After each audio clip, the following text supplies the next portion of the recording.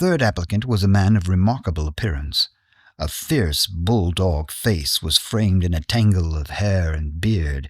Two bold, dark eyes gleamed behind the cover of thick, tufted, overhung eyebrows. He saluted and stood sailor fashion, turning his cap round in his hand. "Your name?" asked Holmes. "Patrick Cairns." "Harpooner?" "Yes, sir. 26 voyages."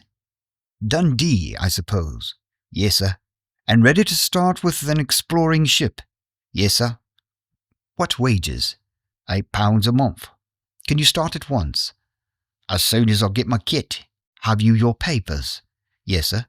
He took out a sheaf of worn, greasy forms from his pocket. Holmes glanced over them and returned them. "You're just the man I want," said he.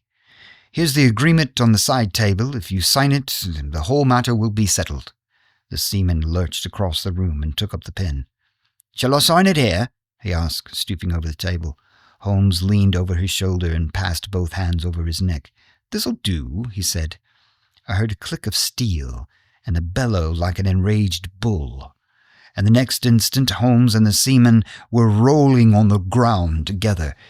He was a man of such gigantic strength that even with the handcuffs which Holmes had so deftly fastened upon his wrists, he would have very quickly overpowered my friend had not Hopkins and I rushed to his rescue.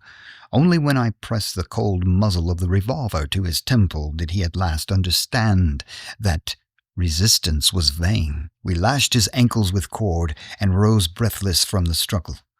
"I must really apologize, Hopkins," said Sherlock Holmes. "I fear that the scrambled eggs are cold. However, you will enjoy the rest of your breakfast all the better, will you not, for the thought that you have brought your case to a triumphant conclusion?" Stanley Hopkins was speechless with amazement.